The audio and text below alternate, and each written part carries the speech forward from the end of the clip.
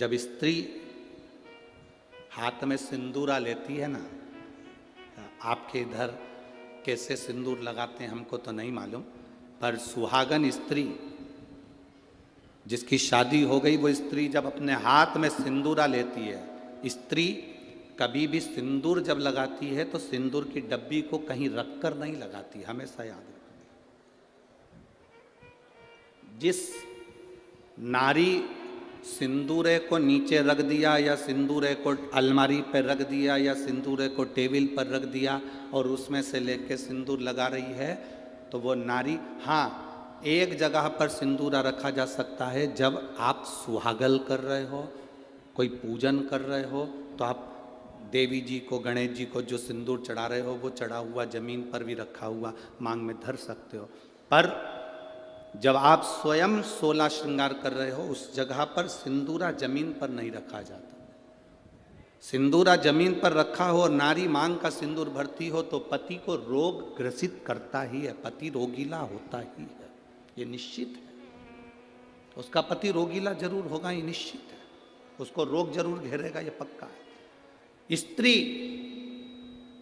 जब सिंदूरा में, यहां तक शास्त्र प्रमाण देता है कि एक दुल्हन पहली बार जब मांग भरती है और पति उसकी मांग भरता है तो पति के भी हाथ में सिंदूरा पकड़ाया जाता है और पति अपने हाथ से उस मांग को भरता है। पति के हाथ में सिंदूरा पकड़ाया जाता है, वो सिंदूरा साधारण नहीं है।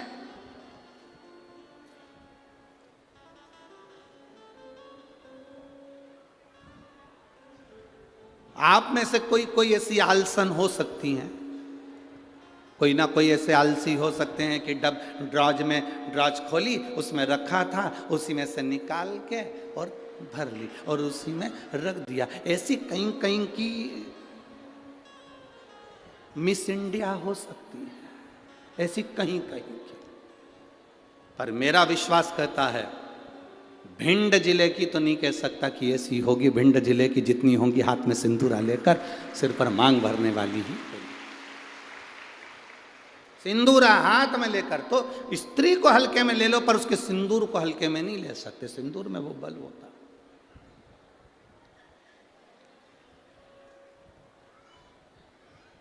एक कौन सा राक्षस है जिसका संहार,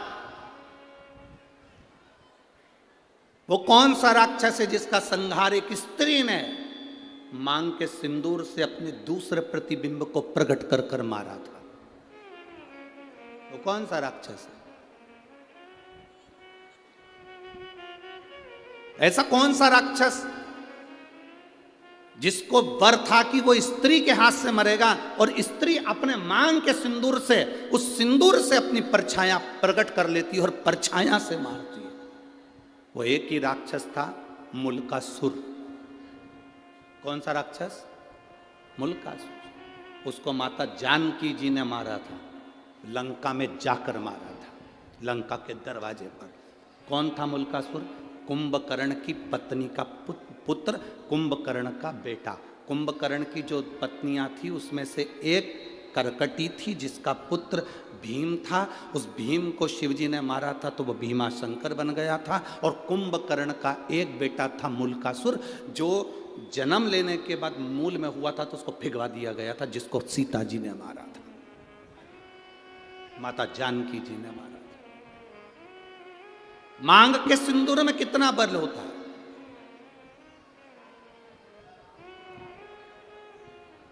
मांग के सिंदूर में कितनी तेजता होती है, कितना बल होता है, ये स्त्री जाने। स्त्री आज के ज़माने में तो ऐसी पेंसिल आ जाती है, वह पेंसिल से ऐसी लाइन लाइन खींच लेती है और पेंसिल से लाइन खींचा और काम खत्म, बस।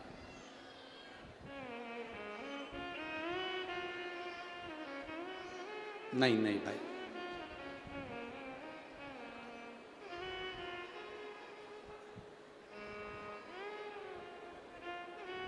आप में से आप लोगों ने देखा कि नहीं देखा, बड़े बड़े घर के लोग भले मांग भरने में संकोच करें, सिंदूर लगाने में संकोच करें, पर तुम्हारे यहाँ पर कोई काम करने वाली आई हो ना, तुम्हारे यहाँ कोई बर्तन मांजने वाली आई हो, वजन ढोने वाली, ईंट रखने वाली, फावड़ा गेती रखने वाली, रेत भरने वाली, वो काम करने वाली स्त्री को देखना। एक पैसे वाले के यहाँ की नारी भले मांग भरने में संकोच कर सकती है, पर एक गरीब स्त्री कभी मांग भरने में संकोच नहीं करती, वो मांग भर कर चलती।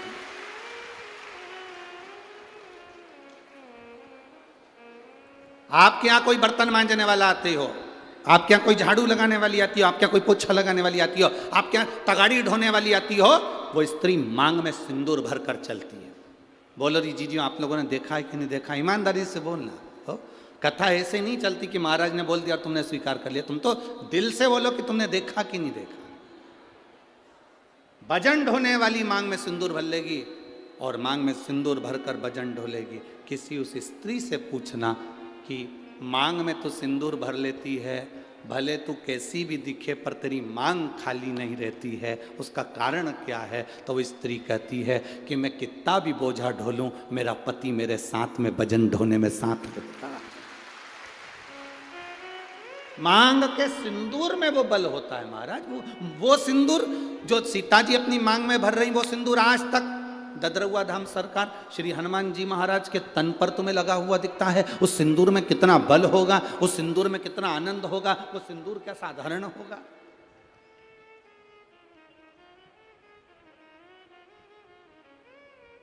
उसको पहचानो, उसको जानो।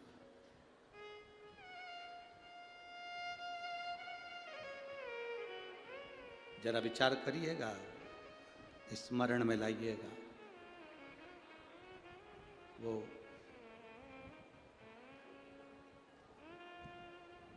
मांग का सिंदूर इतना प्रबल होता है, वो कहे ना, वो मुल्कासुर की वो कथा आती है,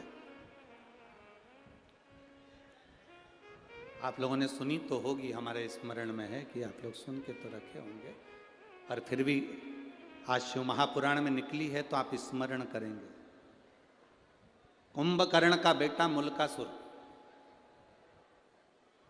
मूल में पैदा हो गया। कुंभकर्ण को मालूम पड़ा मेरा बेटा मूल में पैदा हुआ है। कुंभकर्ण ने दासियों से कह दिया इसको जंगल में फेंक दो, ले जाओ इसको और वन में डाल दो, ले जाओ इसको जंगल में फेंको। अब उस बच्चे को ले जाकर जंगल में फेंक दिया। मूल में हुआ था, जंगल में फेंका। जंगल में फेंका, एक मधुमक्खी ने उस बच्चे को देख लिया। मधुमक्खी ने जब बच्चे को देखा कि कोई बच्चा रो रहा है और बिलख रहा है, इसके घर के लोग उसको यहां पटक कर चले गए। मधुमक्खी ने अपने छत्ते को छेदित कर दिया। मधुमक्खी अपने छत्ते को बनाती है, कभी छत्ते को छेदित नहीं करती कि उसमें से शहद नीचे गिरे। कभी छेदित नहीं करती मधुमक्खी अपने छत्ते को, बनाती है छत्ता पर छेदित नहीं करती। छत्ता बनाएगी पर छेदित ना करेगी, छेदित ना करेगी।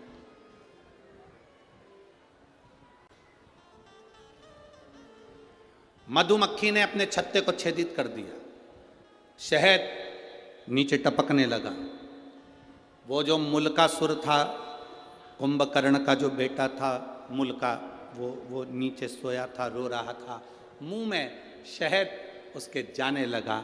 मुल्का धीरे धीरे धीरे धीरे रोना बंद कर दिया। दूसरी मधुमक्खी आ गई, तीसरी मधुमक्खी आ गई। बहुत सारी मधुमक्खियों ने उस बालक को पाल पोस कर बड़ा करा और उसका नाम मुल्का हुआ। कुंभकर्ण का बेटा।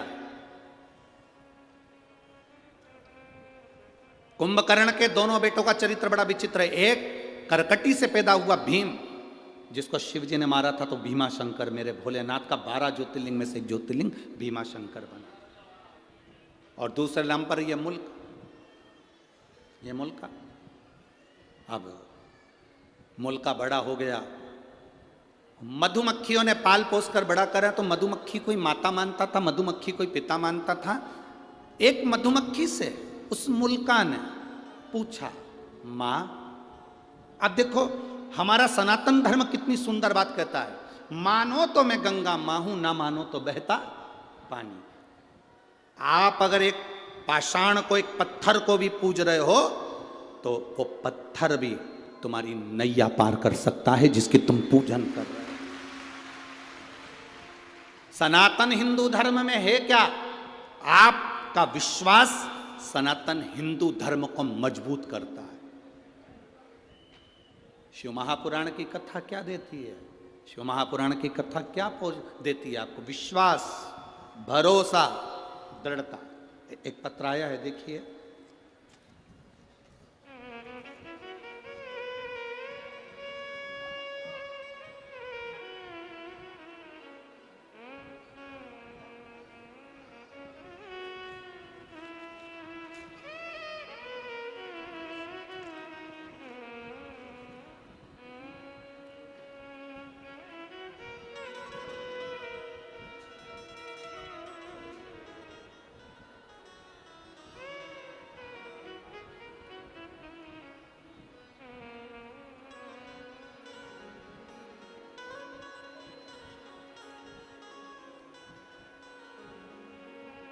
भरोसा देखिएगा। गुरुजी 13 साल से संतान नहीं थी। मैं बाबा का क्या वर्णन करूं गुरुदेव। ये पत्र में हरि सरकार मारुति नंदन महाराज मिश्रा जी के हाथ से भेज रही हूँ। जिनने पत्र भेजा है वह हाथ आप ही लेके आए महाराज जी, एक बार हाथ हिला दीजिए। ये पत्र मैंने महाराज जी के हाथ से भेजा है। मैं दिल्ली से लाइव देख रही हूँ इस कथा को। ददरवा धाम सरकार के चरणों को नमन करती हूँ। गुरुदेव, ये पत्र मैं हनुमान हरि सरकार मारुति नंदन महाराज जी मिश्रा जी के माध्यम से भेज रही हूँ। गुरुदेव, 13 साल से मेरे यहाँ बच्चे नहीं थे। मैं बाबा का क्या वर्णन करूं। मेरे पति दिल्ली पुलिस में एसआई के पद पर तैनात हैं। मेरा नाम वीर सिंह यादव है, मेरी पत्नी का नाम मंजू यादव है। मैं जिला भिंड के थाना मो तहसील गोहद ग्राम धमूरी, जो ददरवा धाम से मात्र 2 किलोमीटर की दूरी पर स्थित है, वहाँ का रहने वाला। मेरे यहाँ संतान नहीं थी। मैं बाबा को क्या वर्णन करूं गुरुदेव। सब जगह गए, कोई सुख ना मिला। तब शिवजी पर एक लोटा जल चढ़ाना प्रारंभ करा। तब मेरी पत्नी ने मुझसे कहा, तो मैंने मेरी पत्नी से कहा, क्या शंकर जी पे जल चढ़ाने से औलाद हो जाती है, संतान हो जाती है? अगर ऐसा होता तो पूरा विज्ञान फेल हो जाता, पूरा साइंस फेल हो जाता। फिर भी गुरुजी, मेरी पत्नी मुझे रोज पानी का लोटा हाथ में पकड़ाती, मैं शिव जी को चढ़ाता। डॉक्टरों ने तो 13 साल से जांच करी और हर बार यही कहा कि तुम्हारे यहाँ कभी संतान नहीं होगी। मेरी पत्नी और मैं शिव जी को जल चढ़ाकर वहीं बैठकर पी लेते। आपने कहा था नंदी के पास बैठकर शंकर का दर्शन करा करो और शिव जी से जो कहोगे नंदी सुनेगा और वो देगा। सफ़ेद आंकड़े की जड़ का प्रयोग करा, शिव जी पे चढ़ा हुआ जल पीना प्रारंभ करा। बाबा की कृपा क्या होती है गुरुदेव। 16 अक्टूबर 2023 के दिन सोमवार को मेरे यहाँ पुत्र रत्न की प्राप्ति हुई है। मैं बाबा को दंडवत करता हूँ, प्रणाम करता हूँ। बेटी महाराज प्रणाम आपको। शिव कृपा इसी को कहते हैं। केवल एक सनातन हिंदू धर्म ऐसा है, भारत की भूमि पर सनातन धर्म ऐसा है जो पत्थर में भी प्राण देता है। सनातन हिंदू धर्म केवल ऐसा है जो विश्वास को पक्का करता है, भरोसे को दृढ़ करता है और परमात्मा का दर्शन करता है। आप में से कई माताएं ऐसी बैठी हैं जिन्होंने पशुपति व्रत करा होगा और बाबा ने दिया होगा, एक लोटा जल चढ़ाया होगा, बाबा ने दिया होगा। ददरवा धाम आए होगे तो हनुमान जी ने दिया होगा। संसार में जन्म लिया है तो हमने उस परमात्मा की भक्ति करी और उससे हमें मिला, विश्वास के बल पर।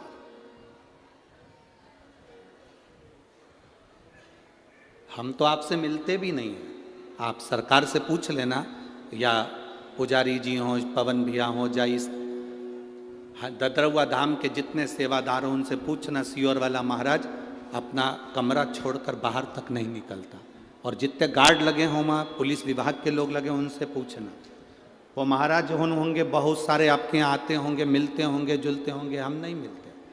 हमारा एक ही काम है, हमारे पास में जो छोटा सा शिवलिंग है, ठाकुर जी हैं, उनका पूजन करना, जितना बन सके अपने को बाबा ने जो समय दिया है उस समय में पाठ करना और भगवान की माला जपना। जितनी जप सकते हो उतनी जपो। ये संसार से मिलेंगे तो आप 100, 500, 200 रुपये देकर जाओगे, पर मेरे भोलेनाथ को जपूंगा तो वो मेरी जिंदगी में मेरा हाथ पकड़कर ऊपर पहुंच जाएगा। केवल यही कथा नहीं, आपने पूरे जितनी बार कथा सुनी होगी, हमने एक बात कहा, हम मिलते नहीं है। बोला था कि नहीं बोला था? हम कहीं नहीं मिलते। पीछे के 1-2 दिन होते हैं जिसमें कहीं कोई मिलने वाला होता है तो मिलते, ना मिलते, कमरे से निकलते ही नहीं। और हमारे कमरे में हमारे चाहे गार्ड हों, चाहे आशीष भैया हो, चाहे हमारे ब्राह्मण हो, हमारे कमरे में नहीं आते। भजन करा, स्मरण करा, जाप करा, अनुष्ठान करा, भक्ति करी, केवल कथा में आए, यहाँ से चले, इसके सिवाय कुछ नहीं। क्यों मिलें आपसे? आप मिलो, श्री हनुमान जी महाराज ददरवा धाम में बैठे हैं उनसे आप मिलो, मेरे भोलेनाथ जी मंदिर में बैठे हैं उनसे आप मिलो, भगवान की अविरल भक्ति से। हमसे क्यों मिलना? किस लिए?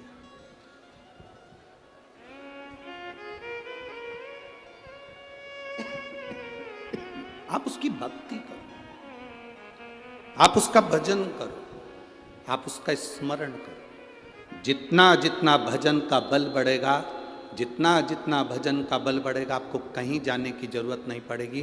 भोलेनाथ ढूंढता ढूंढता टार्च जलाकर तुम्हारे पास पहुंचेगा कि तू भजन कर रहा है। आपको नहीं जाना है कहीं पर, वो आएगा, शिव स्वयं।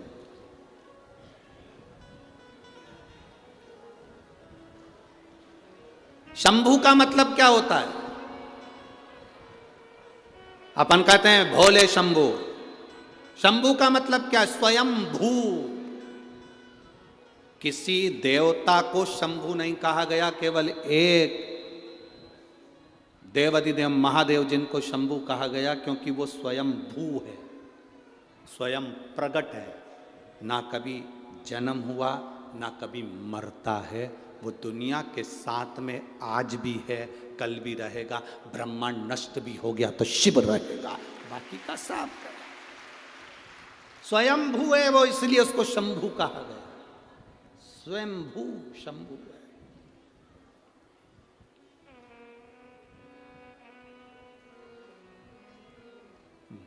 मुल्का को मधुमक्खी ने छेद कर कर, अब आपका विश्वास क्या कह रहा है? क्या एक मधुमक्खी मां बन सकती है? वो भी एक इंसान के बच्चे की, मनुष्य के मानव के बच्चे की? मधुमक्खी से मुल्का ने पूछा, मां, मधुमक्खी से पूछ रहा है, मां मैं किसका भजन करूं?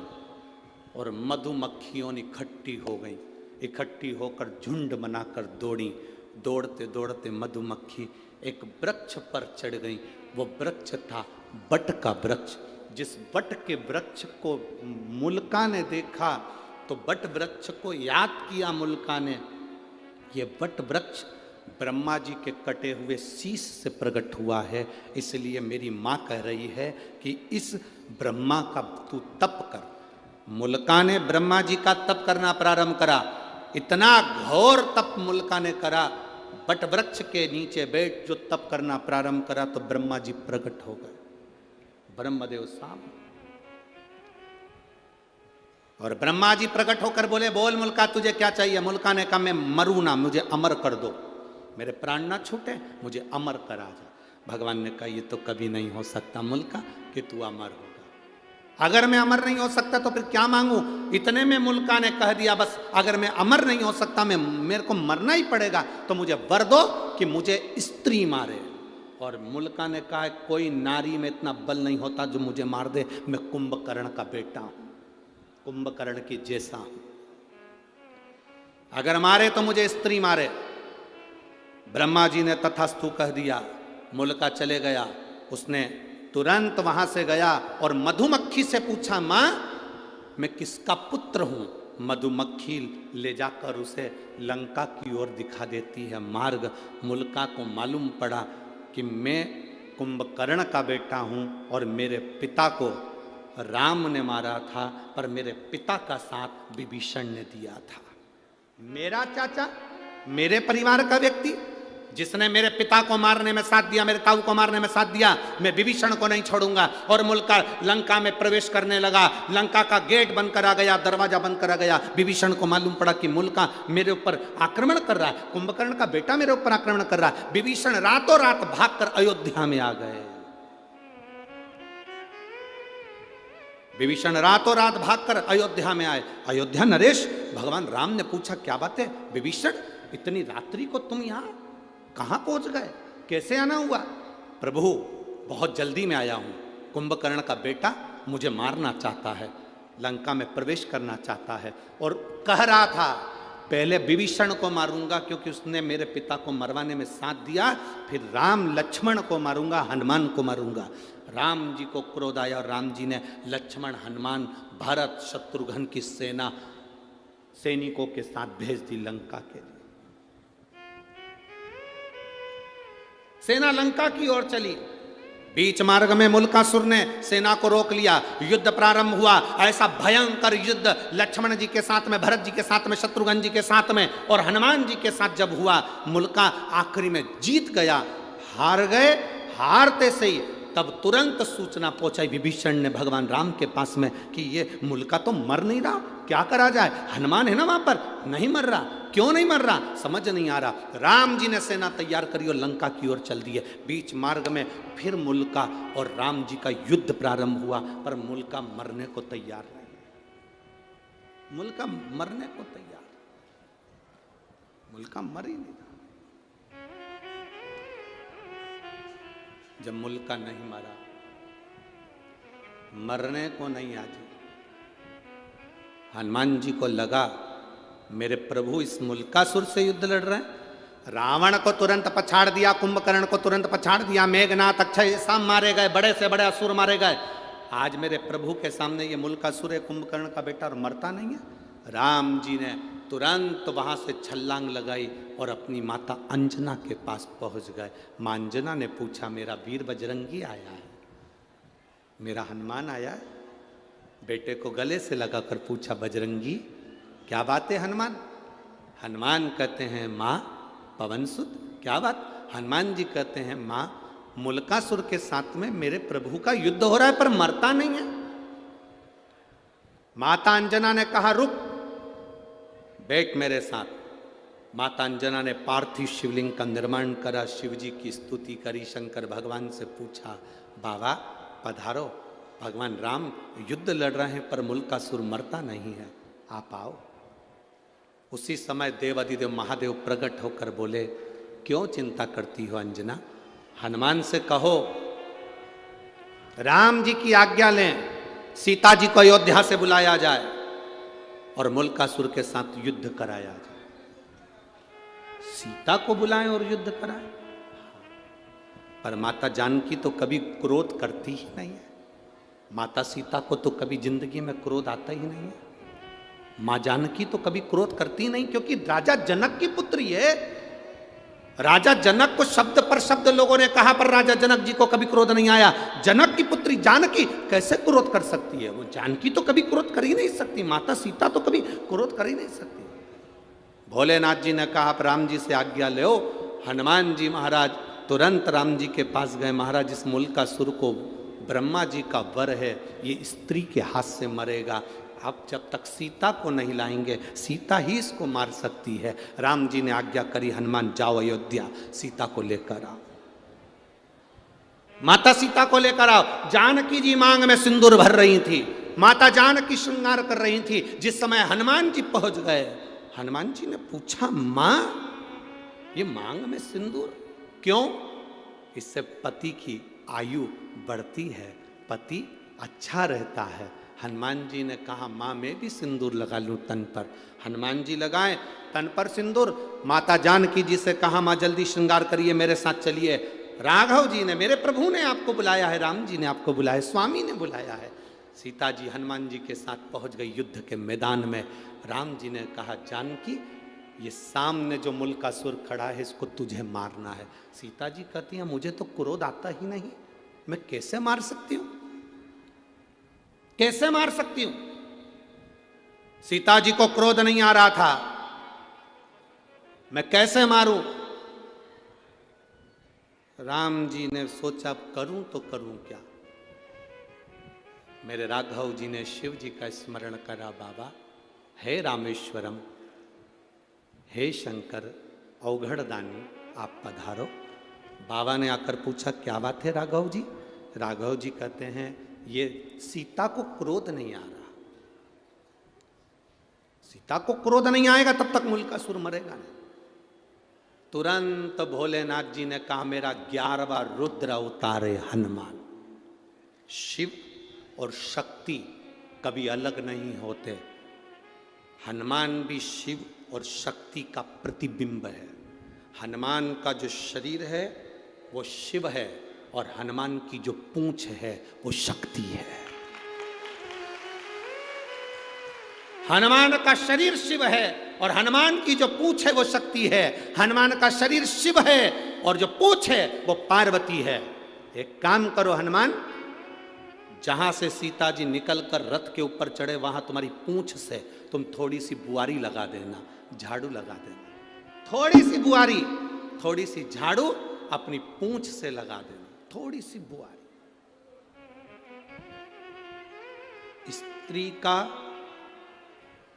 स्त्री का पल्लू, थोड़ा ध्यान देना, बहुत अच्छी विषय है। वो तो ये शंकर सुमन शिव महापुराण की कथा चल रही है तो ये प्रसंग निकले हैं, नहीं तो ये प्रसंग शिव पुराण में हम कभी ना सुनाते। स्त्री का पल्लू,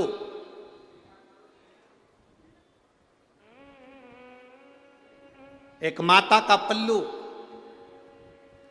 नारी की चोटी, नारी के केश और हनुमान जी की पूंछ, ये तीनों में पार्वती की शक्ति समाई होती है। एक इसलिए हमारे भारत का इतिहास रहा है, हमारे सनातन धर्म का इतिहास रहा है। माताएं जब अपने बच्चे को रोता हुआ देखती है तो अपने पल्लू से ऐसी ऐसी नजर उतार देती। बोलो री जीजियो, सही है कि गलत है। चलो ये भी जाने दो, जब लड़का शादी के लिए जाता है या लड़की की शादी होती है तो माँ अपने पल्लू में 2-3 चीज रखती है। एक तो वो ऐसी मथनी करती है ना, क्या बोलते हैं उसको, रई, रई, ऐसी रई को अपने पल्लू में लेके दूल्हे के ऊपर से, दुल्हन के ऊपर से ऐसा ऐसा करती है। हमारे यहाँ उसको परछन कहते हैं, आपके यहाँ क्या कहते हैं? जम के तो बोलो जरा, आपके यहाँ करते कि नहीं करते पहले तो ये बताओ। फिर वो मूसल लेती है छोटा सा, फिर मूसल को भी दूल्हा दुल्हन के ऐसा ऐसा करा जाता है। फिर वो सूपड़ा रहती है, सूपा फटकने वाला, उसका कोना लेकर वो भी ऐसा ऐसा दूल्हे को दुल्हन को करती है। क्या बोलते हैं इधर? हमारे यहाँ उसको परछन कहते हैं, दूल्हा दुल्हन की परछन करी। सास करती है, माँ करती है। माँ का पल्लू, माता का पल्लू, स्त्री की चोटी, हनुमान जी की पूंछ, उसमें माँ जगत जननी दुर्गा, माँ आद्य शक्ति समाई होती है। तुरंत कह दिया भोलेनाथ जी ने, जब सीता यहाँ से निकल कर जाए, हनुमान तेरी पूंछ से बुआरी लगा दे। उस पूंछ का एक कण भी सीता के शरीर को छू गया, सीता में तेज देवी का आ जाएगा और इतना क्रोध करेगी कि तुझे कुछ नहीं करना, वो मुल्कासुर को मार देगी। मुल्कासुर इतना तेज। हम हनुमान जी के मंदिर में जाते हैं, वहां का सिंदूर अपने सिर पर लगाते हैं। क्यों लगाते हैं? कारण क्या है?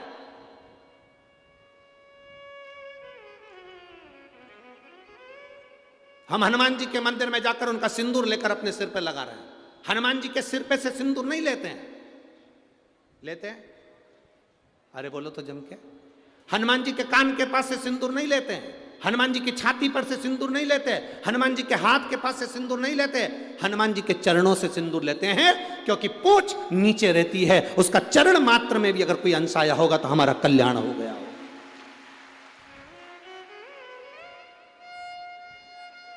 अब तुम्हारे यहां अगर ऐसा होता हो कि सिर पे से सिंदूर लेके लगा लेते हो तो बात दूसरी। हाँ, शास्त्र नहीं है, शास्त्र ये वर्णन करता ही नहीं कि सिर पे से सिंदूर। यहां तो हनुमान जी के चरणारविंद का सिंदूर लेकर मस्तक पर लगाया जाता है। हनुमान जी की पूंछ नीचे रहती है, उस पूंछ में से एक अंश भी उनके केश का भूमि पर गिरा होगा, उसमें सिंदूर लग गया होगा, हमारे मस्तक पर लगा होगा तो हमें बल मिलेगा, बल मिलेगा तो संसार से लड़कर हम आगे निकल जाएंगे। पवन तनय संकट हरन मंगल मूर्ति, राम लखन सीता हृदय। शिव है वो। शंकर भगवान ने कहा हनुमान सीता जी, सीता माता जानकी चली, चलते ही हनुमान जी ने बुहारी काढ़ी, बुहारी काढ़ते से माँ जानकी ने देखा सामने मूल का सुर को। सीता जी ने अपने मांग के सिंदूर का स्पर्श कर कर अपनी छाया प्रकट कर दी।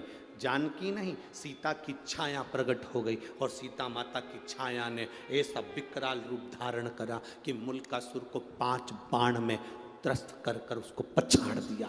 अंत में मुल्कासुर मर गया, मुल्कासुर मर गया।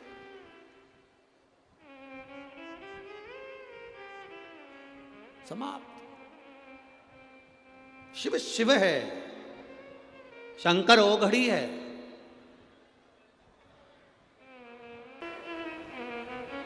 देखो कितना सुंदर कहा है, सती जैसा त्याग होना चाहिए, पार्वती जैसा तप होना चाहिए। सती जैसा त्याग हो, पार्वती जैसा तप हो और नंदी जैसी प्रतीक्षा हो, तब जाकर मेरा महादेव आपको प्राप्त हो पाता है। शिव ऐसे ही नहीं प्राप्त हो जाता। सती जैसा त्याग। कोई कह रहा था माता सती ने अपने पति की निंदा नहीं सुनी। ना ना, शिव महापुराण की कथा में उमा खंड में लिखा गया, सती खंड में लिखा गया, सती अपने पति की निंदा नहीं सुनी। ये बात नहीं लिखा स्कंद पुराण में या शिव पुराण में। लिंग पुराण में भी यह वर्णन नहीं आया, कूर्म पुराण में भी यह वर्णन नहीं आया। शास्त्र में वर्णन आया सती अपने पति की निंदा से मतलब नहीं है। पुराण में लिखा है सती शिव की निंदा नहीं सुन सकी।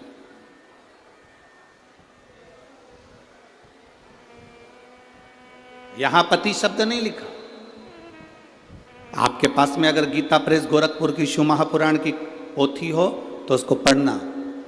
उसमें लिखा, ये नहीं लिखा कि सती अपने पति की निंदा नहीं सुन सकी, ये कहीं नहीं लिखा। उसमें लिखा कि सती शिव की निंदा नहीं सुन सकी। सती भगवान शंकर की निंदा नहीं सुन सकी। और आपसे भी निवेदन है, कहीं शंकर की निंदा हो रही हो, कहीं शंकर का अपमान हो रहा हो, कहीं शिव के लिए अपशब्द कहे जा रहे हो, कहीं शंकर भगवान के लिए आड़ा टेढ़ा बोला जा रहा हो, वहां से उठकर चल दो। वहां हमें नहीं बैठना। रामायण किस किस ने पढ़ी है और रामायण किस किस ने सुनी है और रामायण टीवी पर किस किस ने देखी है? हाथ उठाओ जरा। सबने देखी है, सबने सुनी है, सबने पढ़ी है। धन्यवाद आपको कि आपने रामायण का अध्ययन किया, पढ़ा, स्मरण किया। रामायण में एक लंका में प्रवेश श्री हनुमान जी महाराज करते हैं तो लंकनी से मिलन होता है।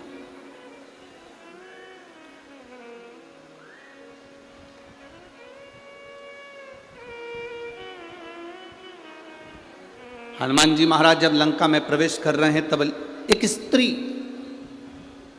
लंकनी नाम की एक स्त्री मिलती है। सुरसा मिली, माता कहकर प्रणाम करा। छाया पकड़ने वाली राक्षसी मिली, प्रणाम करा माता कहकर। लंकनी मिली,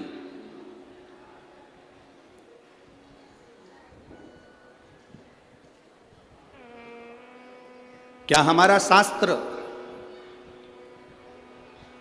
क्या हमारा वेद, क्या हमारा पुराण ये कहता है कि स्त्री को मारा जाए या स्त्री को हाथ मारा जाए या थप्पड़ मारा जाए या गाली दी जाए?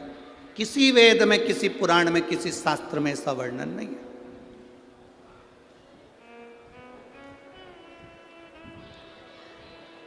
जब हमारे शास्त्रों में यह वर्णन नहीं है तो फिर हनुमान जी महाराज ने लंकनी पर मुष्टिक का प्रहार क्यों किया?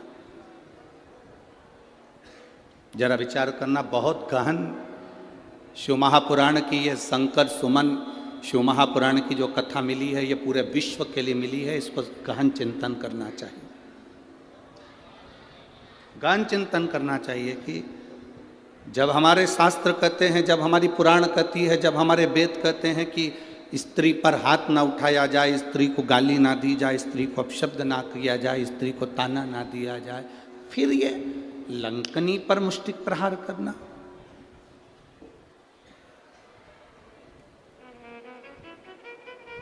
लंकनी पर मुष्टिक प्रहार, कौन है ये लंकनी? कौन है ये स्त्री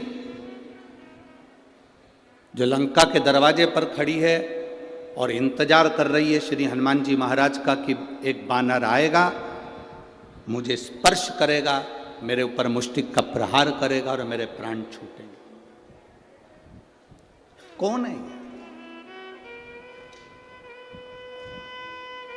शिव की निंदा ना करें, शंकर की निंदा ना सुने।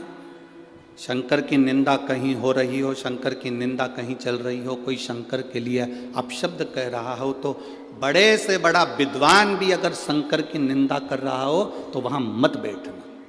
हम तो यहां तक कहेंगे, कोई विद्वान से विद्वान व्यक्ति भी अगर शंकर की निंदा कर रहा हो तो उस कथा को छोड़कर चले जाना, अपने को नहीं सुनना, शंकर की निंदा ही नहीं सुनना। कोई शिव की निंदा करता मिल जाए तो बिल्कुल मत सुनो, वहां से उठकर चले जाओ। लंकनी कौन थी? ब्रह्मलोक के प्रथम दरवाजे की द्वारपाल थी ये लंकनी। ब्रह्मलोक के प्रथम दरवाजे की द्वारपाल। ब्रह्मलोक में कितने दरवाजे हैं? 7। और ब्रह्मलोक के 7 दरवाजे में से प्रथम दरवाजे की द्वारपाल है लंकनी। इतनी सुंदर स्त्री, इतनी सुंदर, इतनी सुंदर कि देवलोक की अप्सराएं भी उसके आगे फीकी थी, उस लंकनी के आगे। इतनी सुंदर थी वो, दरवाजे पर द्वारपाली करती थी। जब माता ब्रह्माणी, ब्रह्मा जी की धर्म पत्नी कहीं जाती थी तो लंकनी उनका द्वार खोलती थी, क्योंकि 1 नंबर का दरवाजा माता ब्रह्मणी के आगमन और जाने के लिए था। ब्रह्मवैवर्त पुराण का ये चरित्र जीवन को सुख देने वाला। दरवाजा खोल देती है लंकनी। बड़ी सुंदर थी ये ब्रह्मलोक के पहले नंबर के दरवाजे की द्वारपाल, अप्सरा थी, बड़ी सुंदर। दरवाजा खोलती है, ब्रह्माणी निकल जाती है, दरवाजा बंद कर देती है, फिर आ जाती है। इसका काम था।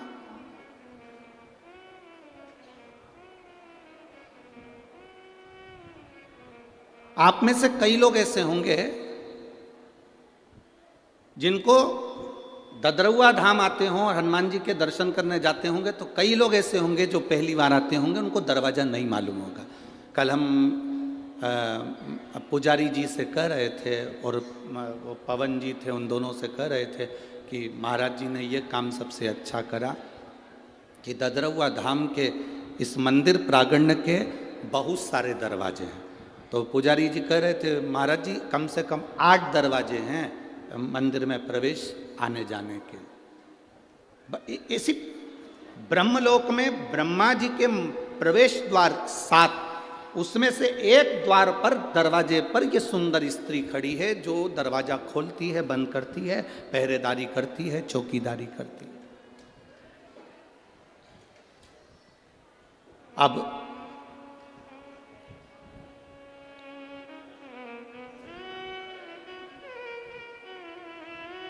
एक बार इंद्र एक दरवाजे से ब्रह्मा जी के पास जा रहे थे, भगवान नारायण ब्रह्मा जी के पास दूसरे दरवाजे से जा रहे थे, गरुण वरुण सारे देवता एक एक दरवाजे से जा रहे थे। एक दरवाजा ऐसा था जो 1 नंबर का दरवाजा था, वो खुला था।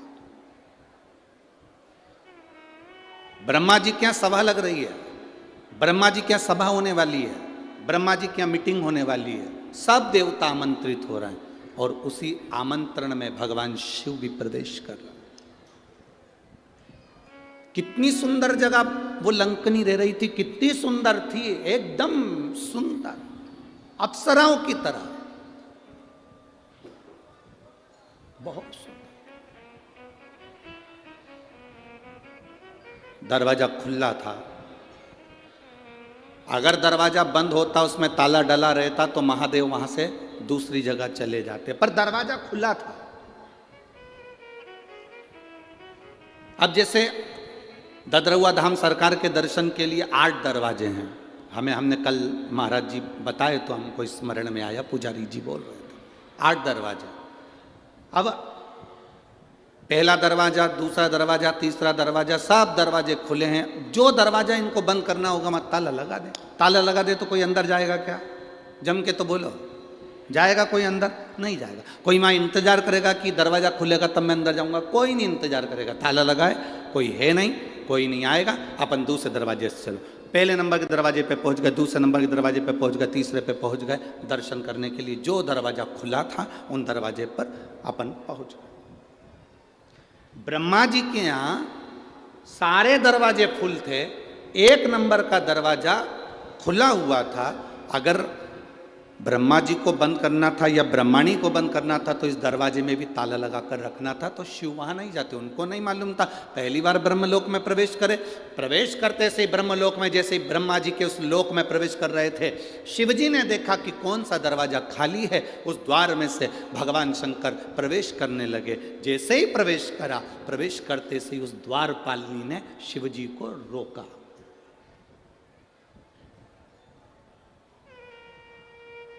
वो दरवाजे पे खड़ी हुई उस लंकनी ने, उस द्वारपालिनी ने, जो सुंदर है, अति रमणीय, अति सुंदर, उसने रोक दिया।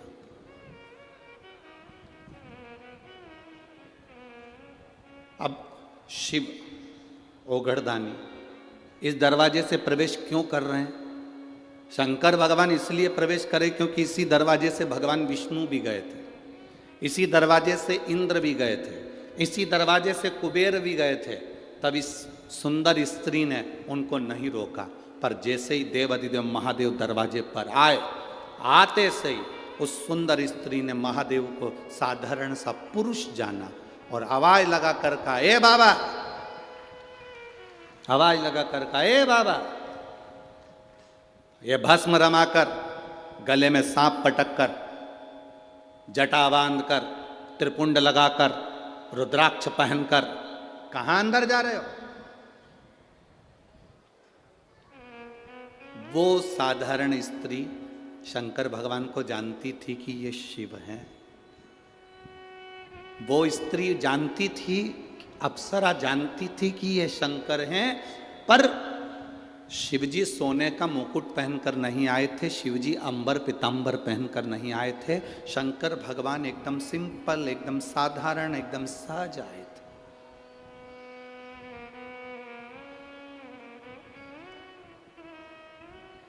अब यहाँ जितने संत बैठे हैं आप इनका दर्शन कर रहे हो, और भी संत आए उनका कभी दर्शन करिए, और भी संत आए उनका दर्शन करिए। जितने उधर बैठे हैं उन संतों का भी दर्शन करिए, और भी कुंभ के मेले में जाने के बाद में आप कुंभ के मेले में दर्शन करिए संतों का। कोई भस्म चढ़ाया हुआ है, जटाजूट बांधा हुआ है, मृगछाला पहना हुआ है, रुद्राक्ष पहना हुआ है, किसी संत को कभी हल्के में मत लो। हमने कह दिया ये बड़े हैं वो छोटे हैं, ये बड़ा है वो छोटा, ना ना ना ना, ये हमारी दृष्टि है कि हम बड़ा छोटा करते हैं। संत, साधु, गुरु और अग्नि। अग्नि देखिए, आग कभी छोटी नहीं होती। आग घास के पूले पर कपड़े में, कागज में छोटी सी चिंगारी भी पटक दो, पूरा मकान जलाकर राख कर देती है, पूरा मकान।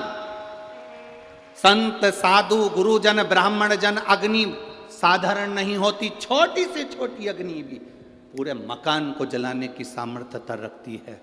छोटे से छोटा संत भी राम नाम, कृष्ण नाम, शिव नाम में इतना डूबा रहता है कि दुनिया के पाप को जलाने की सामर्थ्यता रखता है। हम उसको ले लेते हैं हल्के में। नहीं, साधारण संत होंगे, हाओ पंडित जी का छोरा होगा, हाओ ऐसा होगा, हाओ वैसा होगा। ना ना ना ना,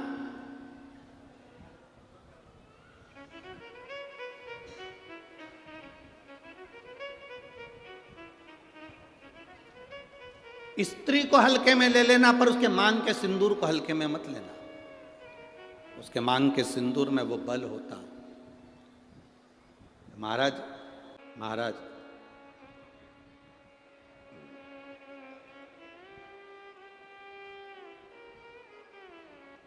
लोग कहते हैं भगवान शंकर का नाम किस टाइम लेना चाहिए, भगवान शंकर का भजन किस टाइम करना चाहिए। हम कहते हैं शिव के भजन का कोई टाइम नहीं है, शंकर का भजन 8 याम करना चाहिए। 8 याम। जब तुम्हारा मन करे तब शिव जपो, जब तुम्हारा मन जपे, मन कहे तब राम जपो, जब तुम्हारा मन कहे तब तुम सीता जपो, जब तुम्हारा मन कहे तब कृष्ण जपो, जब तुम्हारा मन कहे तब भगवान का भजन करो। 8 याम सीता राम 24 घंटे हर पल हर घड़ी जपना चाहिए। तो किसी ने कहा, एक महाराज जी प्रवचन में कह रहे थे कि सुबेरे शाम जपना चाहिए। हमने कहा महाराज जी से पूछो, दोपहर में तो नहीं मरेंगे। उनसे पूछो जो तुमसे कहते हैं कि केवल सुबेरे शाम भगवान का भजन करना चाहिए, उनसे पूछा जाए क्या दोपहर में नहीं मरोगे कि रात को नहीं मरोगे। जब तुम्हारी श्वास चल रही है, 21,600 श्वास इस शरीर में से जो निकल रही है, 3.5 करोड़ रोम छिद्र इस शरीर के जो आनंद दे रहे हैं, हर घड़ी हर पल हर क्षण जपो।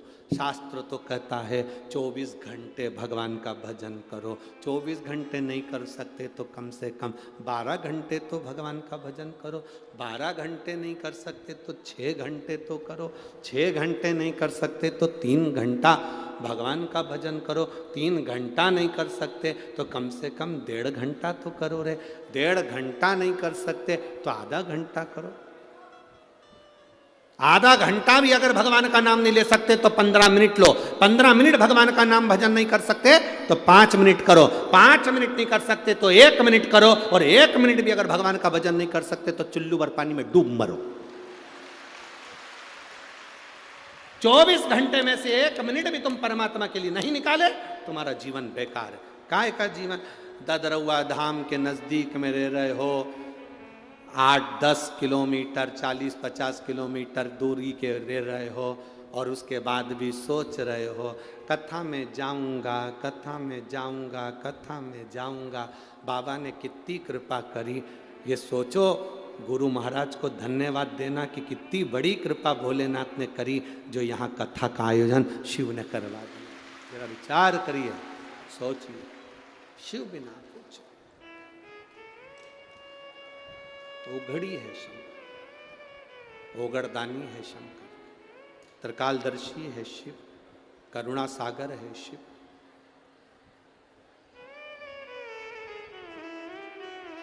वो ओघड़ी है शिव।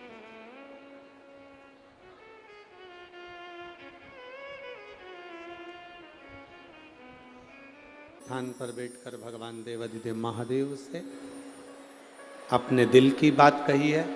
बहुत दूर दूर से आए हो आप लोग, इतने मन से बाबा से प्रार्थना करना कि बाबा आपके हृदय की बात को स्वीकार करें। जहां जगह मिले वहां बैठ जाओ, रोड पे जगह मिले रोड पर बैठ जाओ, साइड में जगह मिले साइड में बैठ जाओ, दुकान में जगह मिले दुकान में बैठ जाओ, ग्राउंड में जगह मिले ग्राउंड में बैठ जाओ, जहाँ बैठे हो पेड़ों के नीचे बैठे हो वहाँ बैठ जाओ, बैठकर प्रार्थना करनी,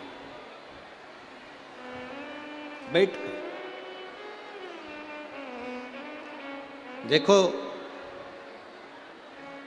पोहे को बनाकर ऐसे ही नहीं रख दिया जाता है। पोहे की कढ़ाई को गर्म पानी पर रखा जाता है, गर्म पानी के भगोने पर रखा जाता है, जिससे पोहा गर्म रहे। पोहा गर्म रहे उसके लिए उसको गर्म पानी के भगोने पर, पात्र पर उसे रखते हैं, गर्म।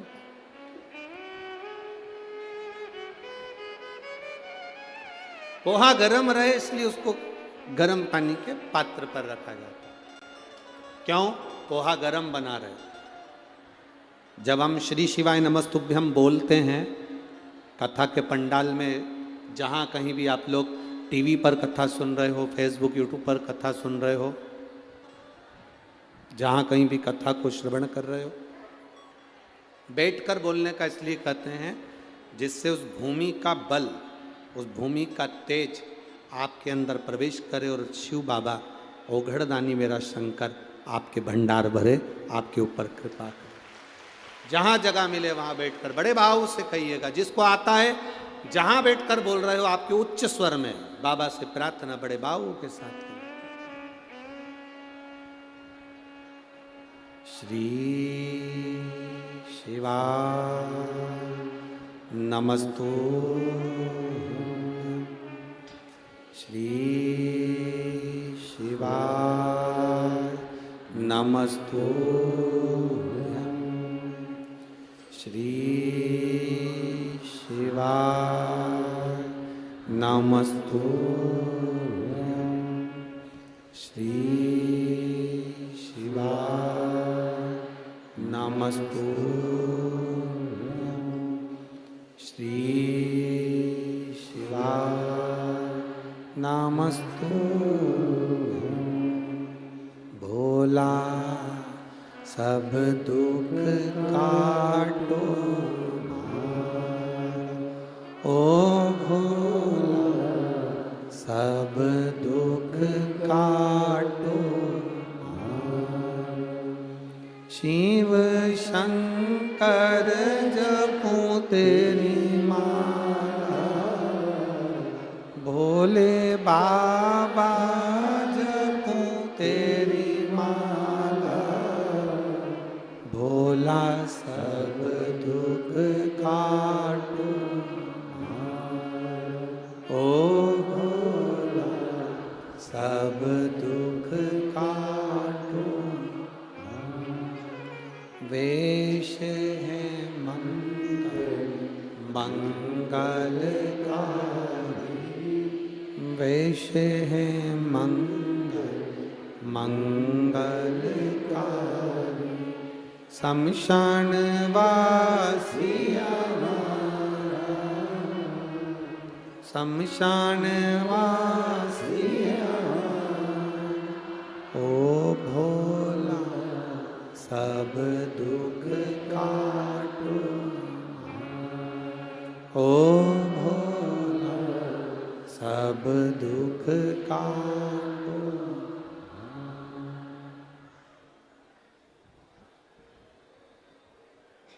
बाबा से अपने मन की बात भाव के साथ दिल से सुनता है शिव, धारण करता है शिव।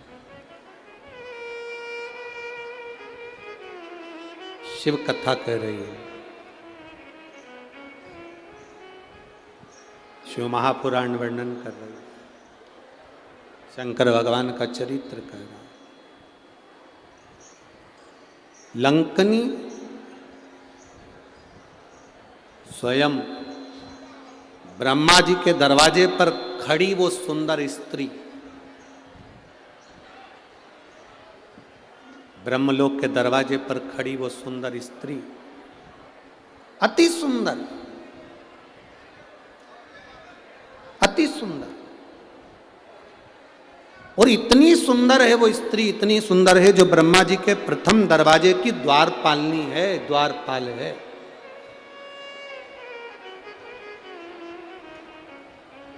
जो ब्रह्मा जी के प्रथम दरवाजे की द्वारपाल, भगवान ब्रह्मा जी के दरवाजे से, उस द्वार से इंद्र भी गए, उस स्त्री ने नहीं रोका।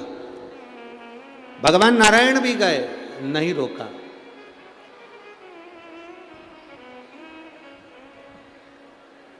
पर देव अधिदेव महादेव जब निकल कर गए, उस स्त्री ने रोक दिया। हे बाबा, अरे बाबा, कहा कहां जा रहे हो?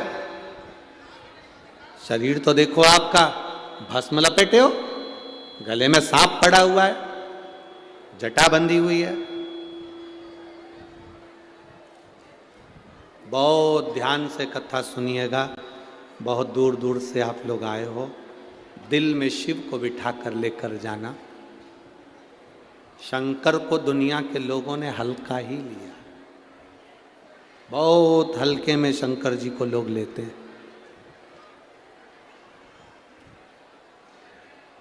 मेरा ओघड़दानी, मेरा शंभु, मेरा त्रिकालदर्शी, कैलाशी, अविनाशी को कभी हल्के में मत। उसके दरवाजे पर जाकर अगर आपने एक गीला कपड़े का पोछा भी लगाया है ना, तो वो खाली नहीं छोड़ता है। एक झाड़ू भी लगाई है ना, वो खाली नहीं छोड़ता है। अगर मंदिर को साफ भी करा है तो वो खाली नहीं छोड़ता, ऐसा ओघड़ी है वो। दीपावली पर जिस कुबेर की हम पूजन करते हैं, कौन है? शंकर जी के मंदिर में चोरी करने गया था, चोटा।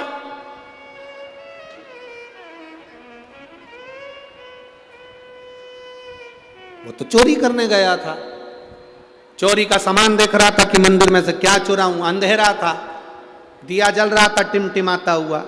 अपने तन का कपड़ा उतारा, वहीं पर कपड़े में आग लगाई, चोरी का सामान देख रहा था क्या क्या चीज चुराना है शंकर जी के मंदिर में। भोलेनाथ प्रकट हो गए। शिवजी ने प्रकट होकर कहा, मांग तुझे क्या चाहिए? चोट्टा बोला, मैं तो चोर हूं। शंकर जी बोले, भले तू चोट्टा है, पर मेरे मंदिर में आज तूने शिवरात्रि के दिन प्रकाश कर दिया, उजाला कर दिया, मैं भी तेरी जिंदगी में उजाला करना चाहता हूं। मांग मांग, तुझे चाहिए। अब भोलेनाथ जी ने उसको कुबेर की सिंहासन दे दिया, चोर को कुबेर बना दिया, चोर को कुबेर। गया चोर ऊपर कुबेर के सिंहासन पर, कुबेर बैठा था, उससे कहा उतरो नीचे, ये कुर्सी हमारी है। उतरो नीचे, ये कुर्सी हमारी है, उतर जाओ जल्दी से नीचे, यहां पर उतरो। कुबेर ने कहा, भाई देख हम कैसे उतर जाएं, भला जरा बता, ये कुर्सी तो हमारी है। नहीं, भोलेनाथ जी ने ये कुर्सी मेरे को दी है, शंकर जी ने कुर्सी मुझे दी है, भोले बाबा ने कुर्सी मुझे दी है, तुम उतरो। कुबेर नीचे उतरा, रोता रोता कुबेर इंद्र के पास गए। इंद्र ने कहा, इस मामले में हम कुछ नहीं बोल सकते, इस मामले में हम कुछ नहीं बोल सकते। रोता रोता कुबेर भगवान विष्णु के पास गए। भगवान विष्णु ने कहा, क्या हुआ? भगवान विष्णु बोले, इस मामले में हम कुछ नहीं कह सकते।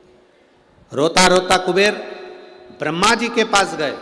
ब्रह्मा जी उनको लेकर भगवान विष्णु के पास चले गए। भगवान नारायण से कहा, प्रभु ये बात तो बहुत गलत है, जब कुबेर को कुर्सी मैंने दी थी तो फिर ये शंकर जी ने इसको कुर्सी कैसे दे दी, वो चोर को कुर्सी कैसे दे दी? भगवान विष्णु बोले, देखो ब्रह्मा जी, शंकर जी के मामले में हम नहीं बोल सकते, ध्यान देना, ब्रह्मा जी तुम्हारे भाग्य को लिख सकते हैं, विधाता तुम्हारे भाग्य को लिख सकता है, भगवान तुम्हारे भाग्य को लिख सकता है, पर केवल एक देव अधिदेव महादेव ऐसे हैं जो तुम्हारे भाग्य के लिखे को मिटाकर अच्छा लिख सकते हैं। अकाल मृत्यु वो मरे जो काम करे चंडाल का, और काल उसका क्या बिगाड़े जो भक्त हो मां। जो शिव का उपासक उसको क्या चिंता।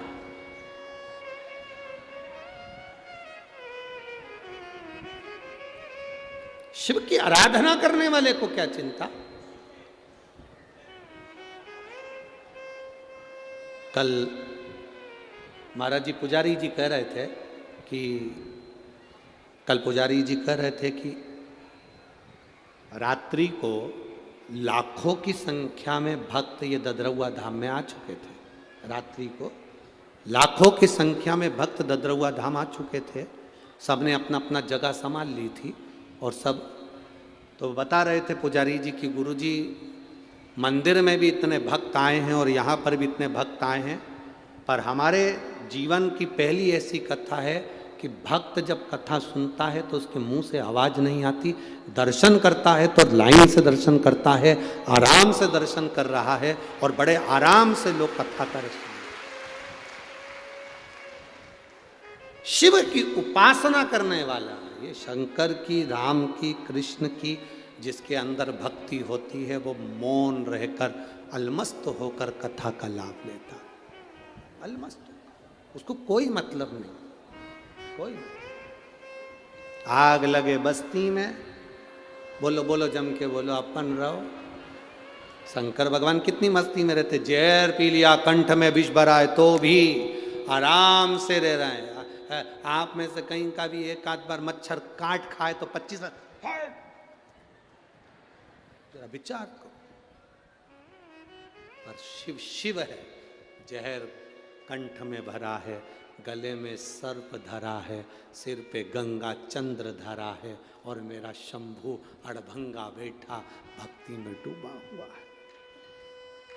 निंदा ना करें, अपशब्द ना बोलें, शिव को पहचानो। शिव के मामले में कोई नहीं बोलता, कोई। एक झाड़ू लगाने वाले को फल मिल सकता है, बुआरी लगाने वाले को फल मिल सकता है, तो क्यों ना मिले, क्यों ना।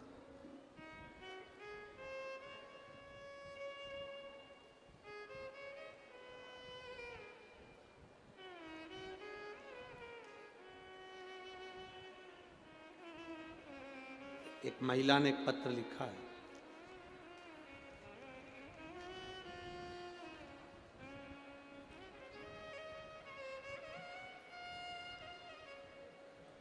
गुड़िया सिंह मुजफ्फरपुर बिहार से आई हैं। कहीं बैठी हैं तो हाथ हिला सकती हैं। गुड़िया सिंह मुजफ्फरपुर बिहार से आई हैं। कहीं बैठी हों तो हाथ हिला सकती हैं। जहाँ कहीं बैठी हों तो अपने हाथ हिला सकती हैं। आप ही हैं, एक बार ऐसे हाथ हिला दो। गुड़िया सिंह मुजफ्फरपुर बिहार। बच्चा आया है जिसकी आंखें पूरी चली गई थी, यही है वो, यही है बच्चा। मैं गुड़िया सिंह मुजफ्फरपुर बिहार से हूं। मैं पहली बार भोपाल की कथा में गई थी और वहां कथा के पंडाल में बाबा से कहकर आई थी मेरे बच्चे की आंख में बहुत बड़ी बीमारी हो गई है, उसकी आंखों से दिखना बंद सा हो गया है, कुछ नहीं आता, बाबा संभाल लेना। गुरुजी आप कहते हो कथा के पंडाल में बोला गया बाबा सुनता है। मैं भोपाल की कथा में कही थी अगर मेरे बेटा ठीक हो जाएगा तो मैं जहाँ भी कथा नज़दीक में होगी वहाँ जाकर बाबा को प्रणाम करूँगी। गुरुदेव बच्चा ठीक है बाबू, आँखों से दिखना प्रारंभ हुआ, उसको लिया एक बार लाओ। इसकी आँख में बहुत बड़ी बीमारी हो गई थी जिसका नाम भी मैं लेना नहीं चाहती। शायद भगवान से प्रार्थना करूंगी कि ऐसी बीमारी किसी के मत देना। आंखें चली गई, दिखना बंद सा हो गया, शरीर बेकार हो गया।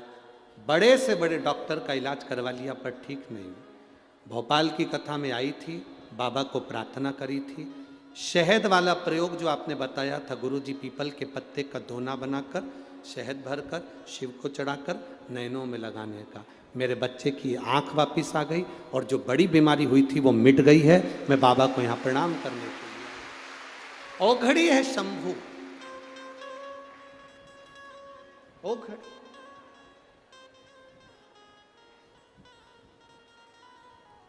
आपका विश्वास जितना दृढ़ होगा, आपका भरोसा जितना दृढ़ होगा, यहां आपका भरोसा आपको विजय दिलाता, आपका विश्वास आपको विजय दिलाता। आप झाड़ू भी लगा रहे हैं उसके दरवाजे की तो वो फल देता है।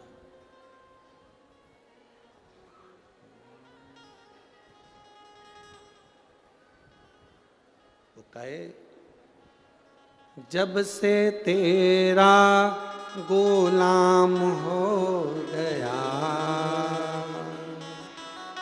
तब से मेरा भी नाम हो गया। जब से तेरा गुलाम हो गया, तब से मेरा भी नाम हो गया।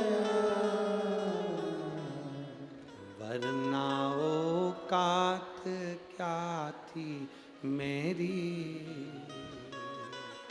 वरना औकात क्या थी मेरी। सबसे बढ़िया है सबसे खरी, भोले बाबा तेरी नौकरी। सबसे बढ़िया सबसे। जब से तेरा गुलाम हो गया, तब से मेरा भी नाम हो गया। जब से तेरा गुलाम हो गया, तब से मेरा भी नाम हो गया। एक बार जोरदार ताली बजाओ। इस बच्चे को ऐसी बीमारी हो गई थी, इसकी दोनों आंखें चली गई थी और बीमारी इतनी विकराल थी, पर बाबा ने वापिस नेत्र दिए।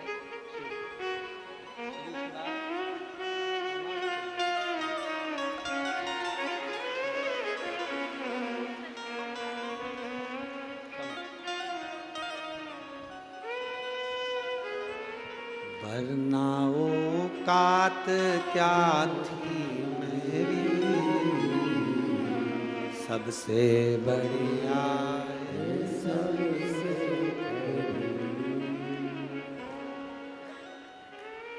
ये उसकी कृपा, उसकी उदारता। शिव निंदा ना करे, शंकर की निंदा भी ना सुने। भक्ति जितनी बढ़ा सकते उतनी बढ़ा, जितनी बढ़ा सकते। ए मेरी जीजियों, तुम्हारे पत्रों का ढेर लगा हुआ है, हम तो इतने पत्र पढ़ नहीं पाते, पर ये हमारा विश्वास कहता है आप जितने लोग ददरौआ धाम में यहाँ कथा श्रवण करने के लिए आए हो, अगली कथा जहाँ कहीं भी नज़दीक में हुई ना, यहाँ पर आपके भी पत्र मिलेंगे कि मेरे बाबा ने मुझे ये दिया। मिले रोक दिया उस स्त्री ने, उस ब्रह्मा जी के दरवाजे पर खड़ी उस लंकनी ने, द्वारपालनी ने रोक दिया। हट बाबा, कहाँ जा रहा? भस्म रमा कर, जटाजूट बांध कर, गले में सर पहन कर। किसी संत को, किसी साधु को, किसी गुरु को, किसी अग्नि को हल्का ना समझे। सांप को हल्का ना समझे, कर्जे को हल्का ना समझे, कर्जा भी हल्का ना समझे। 1 रुपया है किसी का देना है, सबसे पहले दे दो, कर्जा भी हल्का ना समझो। सर्प को हल्का ना समझो, अग्नि को हल्का ना समझे, संत साधु गुरु जन को हल्का ना समझे महाराज, ब्राह्मण जन गुरु जन को हल्का ना समझे। मेरे भोले बाबा को हल्का ना समझे कि मेरा भोला बाबा तुमने हल्का समझ लिया। अरे अड़भंगा है, सारे देवता को अंबर पीतांबर सोना चांदी हीरा पन्ना सब चढ़ता है, सारे देवता को 56 भोग चढ़ता है, मेरे बाबा को 56 भोग भी नहीं लगता। 56 भोग भी मेरे बाबा को नहीं लगता। अंबर पीतांबर भी मेरे भोले बाबा को नहीं चाहिए।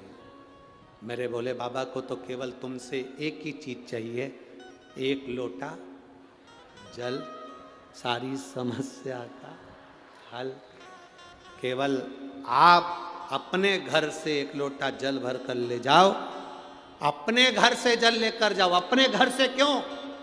घर में जो जल होता है, मंदिर में जो जल होता है, आप लोगों ने देखा है मंदिर के अंदर जल होता है, महाराज जी आरती करने के बाद जल सब पे छींटते हैं। क्यों छींटते हैं? मंदिर में जो जल रखा रहता है उसमें घंटी बजती है, स्तुति होती है, भजन होता है, आरती होती है। अपनी तरंग, अपनी वाणी की तरंग उस जल के अंदर जाती है, अपनी वाणी की तरंग उस जल में जाती है। जब आरती होने के बाद जल छीटा जाता है तो कैसी भी जीवात्मा उसको शांति मिलती है। मंदिर का जल सब पर छीटा जाता है तो उसका फल मिलता है। घर के जल में, हम जिस घर में रहते हैं उसमें कितना क्लेश हो रहा है, कितनी अशांति है, हमें कितना टेंशन है, हमें क्या दुख है, हमें क्या तकलीफ है, हमें क्या कष्ट है। जब हम घर में बात करते हैं, परिवार में बात होती है तो हमारी तरंग जल में जाती है। और घर का जल जब हम महादेव को चढ़ाते हैं तो अपनी सारी चिंता हम महादेव को छोड़ देते हैं, सारी चिंता।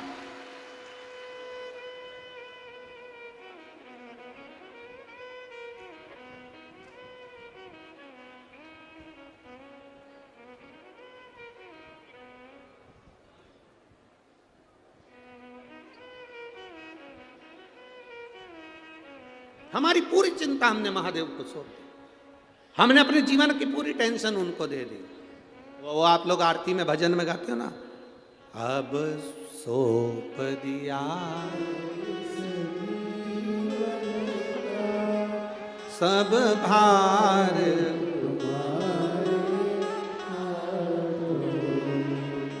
हे हार तुम्हारे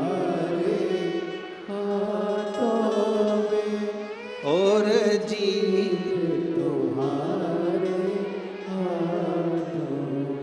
हम अपना पूरी चिंता, पूरा टेंशन, पूरा विचार भगवान को दे देते हैं और देते रहना चाहिए। कोई तुमको गाली दे, एक शब्द भी पलट कर मत बोलो। कोई तुमको अपशब्द कहे, एक शब्द पलट कर मत बोलो। दक्ष प्रजापति ने शंकर भगवान को श्राप दिया, शिव मैं तुझे श्राप देता हूं कि तू शमशान में रहेगा। शंकर भगवान खुश हो गए, मेरे ससुर ने मुझे जो स्थान दिया वो बहुत अच्छा दिया। ससुर दामाद को प्लाट दिलाता है, उस प्लाट पर कोई कब्जा कर ले तो ससुर का मन दुखता है। दक्ष प्रजापति शंकर भगवान के ससुर हैं, उन्होंने शंकर भगवान को श्राप दिया कि तू शमशान में रहेगा। दक्ष प्रजापति ससुर ने शंकर भगवान को प्लाट भी दिया तो ऐसी जगह दिया जहां कोई कब्जा ही नहीं करेगा। वहां कौन कब्जा करने वाला? उसका नाम है शमशान। जहां अमीर भी जाता है तो बांस पर और गरीब भी जाता है तो बांस पर। अमीर भी जाता है तो सफेद कपड़े में, गरीब भी जाता है तो सफेद कपड़े में। अमीर भी जाता है तो घास के गद्दे पर, गरीब भी जाता है तो घास के गद्दे पर। आपके इधर ऐसा होता हो कि डनलप के गद्दे पे ले जाते हो तो बात दूसरी। अमीर भी जाएगा तो सफेद कपड़े में, गरीब भी जाएगा तो सफेद कपड़े में। अमीर भी जाएगा तो घास के गद्दे पर, गरीब भी जाएगा तो घास के गद्दे पर। अमीर भी जाएगा तो बांस पर, गरीब भी जाएगा तो बांस पर। जहां सबकी शान सम है उसका नाम सम शान है, वहां बराबर की शान है। कोई अमीर नहीं, कोई गरीब नहीं। ये दुनिया में हो सकता है कि तुम अमीर हो, तुम गरीब हो, पर शमशान में आग लगे तब कोई अमीर कोई गरीब नहीं होता। जिसने ज़्यादा बादाम खाई हो उसकी भी राख एक जैसी होती है, जिसने नी खाई उसकी भी एक जैसी है। हो सकता है बादाम खाने वाले की राख थोड़ी क्वालिटी बान हो, तो भर के रख लो। पर एक जैसा सम है। जब शंकर भगवान की दृष्टि में सम है तो फिर दुनिया क्यों भेद करती है? दुनिया ने भेद करा। ब्रह्मा जी के दरवाजे पर खड़ी हुई उस स्त्री ने, उस लंकनी ने, उस द्वारपालिनी ने भेद कर दी। ब्रह्मा जी के सामने खड़ी हुई उस प्रथम दरवाजे की उस स्त्री ने भेद करा। इंद्र जी को नहीं रोका, विष्णु जी को नहीं रोका, पर शंकर जी को रोक दिया। क्या अड़भंगे हो, क्या अड़भंग?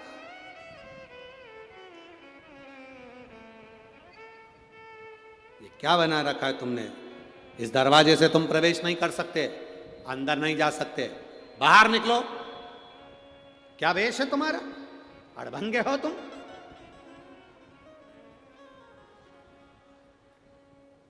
शिव तो मौन थे, शंकर कभी जवाब नहीं देता। शंकर का जो भक्त होता है ना, शिव की उपासना करने वाला होता है ना, वो कभी जवाब नहीं देता। आप उसको गाली दे दो, अपशब्द कह दो, ताना दे दो, वो कभी जवाब नहीं देगा, क्योंकि उसको भरोसा है। जवाब, छोटा सा बच्चा, मम्मी पापा हाथ पकड़ कर जा रहे हैं, बच्चे को कोई थप्पड़ मार दे, बच्चे को कोई अपशब्द कह दे, तो बच्चा मारेगा वापिस जवाब में कि माता पिता मारेंगे? बोलो बोलो, जम के बोलो जरा। बच्चा तो मारेगा नहीं, माता पिता चिल्लाएंगे, ए मेरी औलाद को कैसे हाथ लगा लिया, मेरे बेटे को कैसे छीन लिया, मेरे बेटे को कैसे गाली दे दी। माता पिता ने उठाया, दो थप्पड़ दिया। याद रखना, शंकर का उपासक, शंकर की आराधना करने वाला, शिव की उपासना करने वाले का जवाब शिव भक्त कभी नहीं देता, उसका जवाब उसका शंभु देता है, उसका शिव देता है। वो कभी जवाब नहीं देगा, जवाब वो देगा।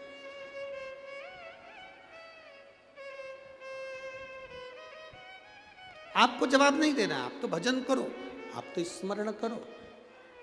ये कथा जो ददरुआ धाम में हो रही है, ये कथा तो कल सुबह 9 बजे से 12 बजे तक हो जाएगी, 12 बजे विराम हो जाएगी। टीवी पे वही 1 बजे से 4 बजे तक आ जाएगी। कथा 5 दिन की थी, कल पूरी हो जाएगी। फिर कथा जलगांव में प्रारंभ हो जाएगी 5 तारीख से 11 तारीख तक, 7 दिन की, 2 बजे से 5 बजे तक। फिर अमरावती में प्रारंभ हो जाएगी 16 तारीख से 20 तारीख तक, दोपहर में 1 बजे वो कथा होगी अमरावती की। तो ये कथाएं तो चलना है।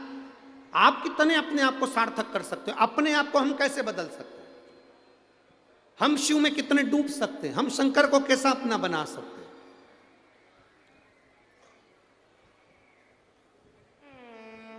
जमीन अच्छी होगी, फसल अच्छी होगी। जमीन बेकार होगी तो फसल बेकार होगी। आपकी भक्ति अच्छी होगी तो भगवान फल भी अच्छा देता है। भक्ति गड़बड़ हुई तो फल नहीं देगा। भक्ति तो ठीक हो, आपका भजन का बल बढ़ाओ। राम राम रटते रहो जब तक घट में प्राण, कबहू तो दीन दयाल के भनक पड़ेगी। जपते रहो, पुकारते रहो, वो पुकारोगे वो सुनेगा। लोग कहते हैं शिव पुराण कितनी बार सुनना चाहिए, हम कहते हैं रोज सुनना चाहिए। और आप में से कई माताएं ऐसी भी होंगी जो रोज टीवी पर सुनती होंगी। कितनी है, जरा हाथ उठाओ। अच्छा सबई धर लो, धर लो, वापिस धर लो, धर लो जी। चंबल की जी जी हो, रख लो, बहुत बढ़िया। बोलबम का नारा है, आवाज नहीं आई है, जरा दम के बोलो। बोलबम का नारा है, सहारा। ठीक है। पुरुष बोले हैं कि महिलाएं बोली इतनी तेज आवाज में? अच्छा पहले मेरा निवेदन है, पुरुष लोग नहीं बोलना है, पहले माताओं, लेडीज फर्स्ट। तुम जी हो, मेरी हिम्मत हो, हारना नहीं, दम से बोलना। बोल बम का नारा है,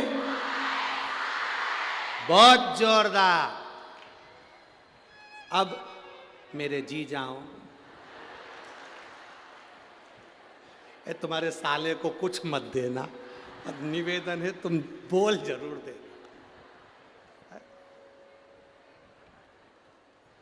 कटा मत देना रे, अजी दमदारी से बोलियो।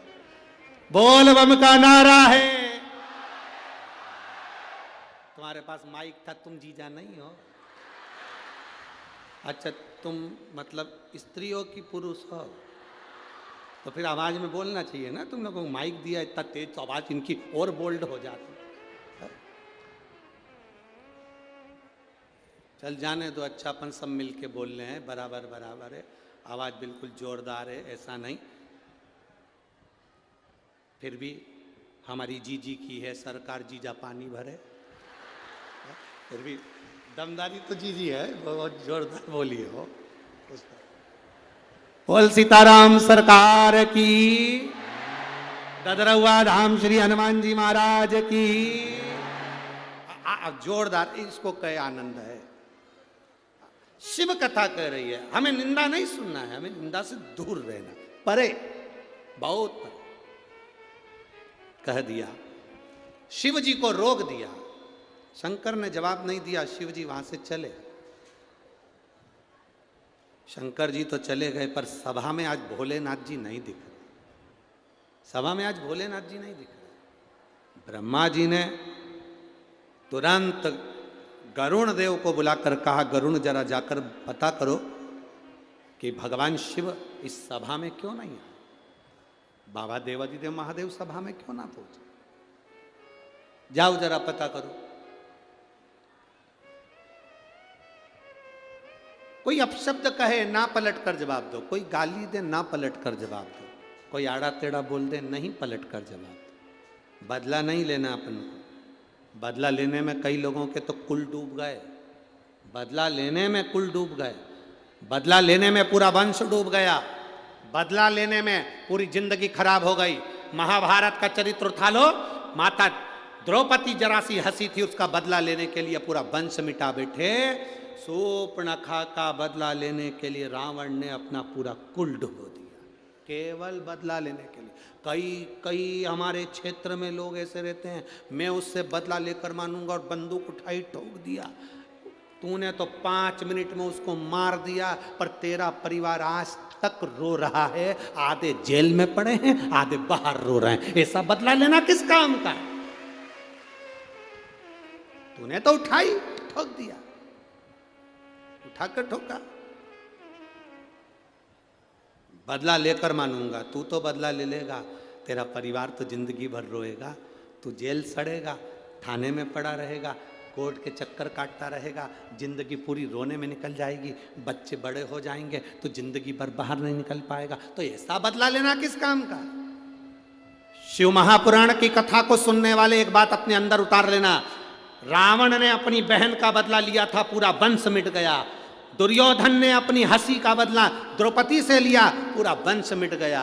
जो जो बदला लेने की ठानता है, उसके परिवार में रोना ही रोना लिखा होता है, कभी सफलता नहीं होती। जो बदला लेने की ठानता है, कई लोग अकड़ में आकर कह देते हैं, कई लोग अभी तुम यहाँ से इधर पीछे के रास्ते से अंदर मत आन दो किसी को, फिर देखना वो बोलेगा देख लूंगा तेरे को तो बाद में, मिल तू बाद में, तेरे को बाद में निपटूंगा, अभी ज्यादा इतरारिया है ना, तूने मेरे को चढ़ने नहीं दिया मंच पे, तू आ तू मेरे पास, तूने अभी मेरे को देखा नहीं है, अभी तूने मेरे को देखा नहीं है। आन दे मेरा समय, जब मेरा समय आएगा ना तेरे को बता दूंगा मैं क्या चीज हूं। और गुस्सा होके गाड़ी उठा के भुड़ भुड़ करके चला गया। आगे गया तो एक्सीडेंट हो गया, हॉस्पिटल में भर्ती हो गया, डॉक्टरों ने कह दिया समय आ गया। अभी कहकर गया था मेरा समय आन दे, मैं बता दूंगा समय कब किसका कैसा आ जाए किसको भरोसा है, किसको भरोसा। इसलिए मेरा निवेदन है कभी ऊंचे बोल नहीं बोलो। किसी से कितनी भी लड़ाई हो जाए, किसी से कितनी भी दुश्मनी हो जाए, कभी बदला लेने की मत ठानना कि मैं इससे बदला लूंगा। बदला लेने में पूरे रावण का वंश चले गया। सूर्पणखा का बदला लेने गया था और मालूम पड़े पूरा सूपड़ा साफ हो गया। दुर्योधन बदला लेने के लिए गया था कि इस द्रौपदी ने मेरे ऊपर हंसा है, बदला लेकर मानूंगा, और दुर्योधन का पूरा वंश नष्ट हो गया। घर की माताओं को चाहिए तुम्हारे बेटे की किसी से लड़ाई हो जाए, डंडा उठाकर बदला लेने जाए तो माताएं उसको समझाए हमें बदला नहीं लेना, हमें नहीं लेना बदला। तू लड़ाई करेगा, तलवार उठाएगा, छुरा उठाएगा, बंदूक उठाएगा, मार देगा, थाने में पड़ा रहेगा, तेरे छोटे छोटे बच्चे जिंदगी भर रोते रहेंगे। 5 मिनट का 10 मिनट का गुस्सा 10 साल तक जेल में सड़ा देता है। इसलिए वो 10 मिनट के गुस्से को चूल्हे में पटक दो और एंजॉय की जिंदगी जियो, खुश होकर। प्रसन्न चित्त में अपने जीवन को जियो, स्माइल देकर, खुश होकर, आनंद के साथ जियो। समझौता करना जानो, समझौता।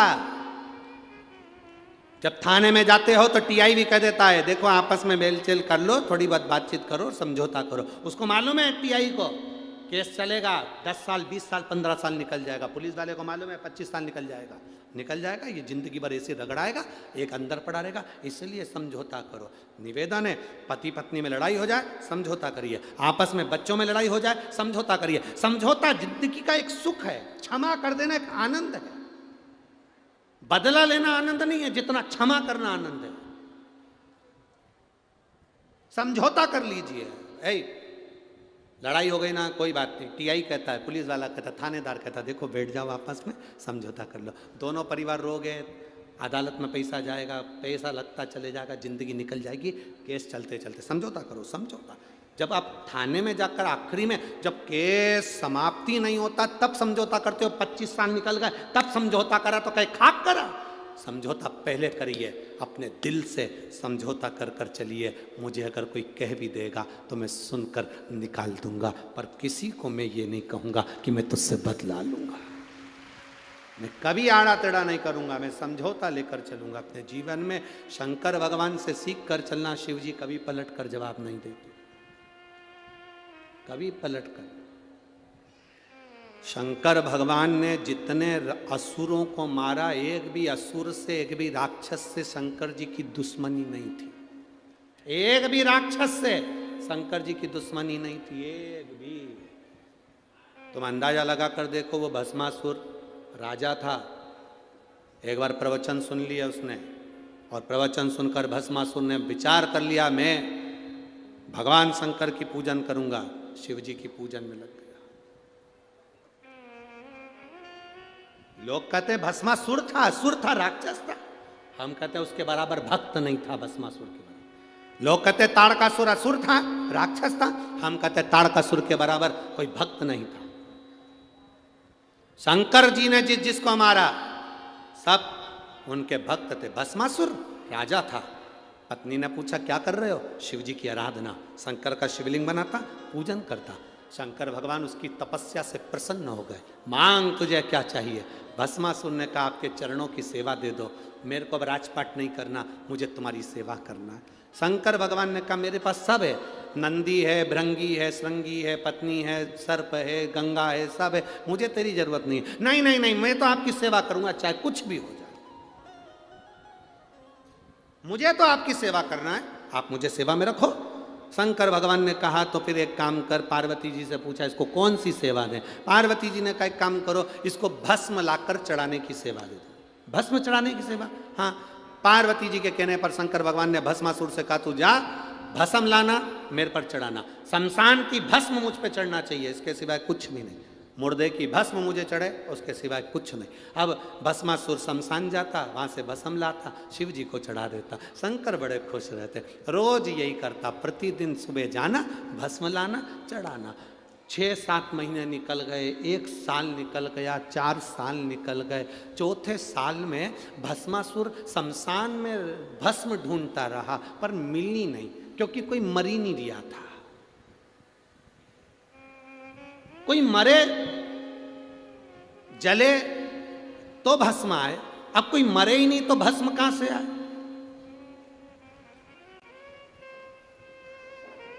भस्मासुर को बड़ा गुस्सा आया, भोलेनाथ जी ने मुझे सेवा दी और मुझे भस्म नहीं मिल रही है, मैं करूं क्या?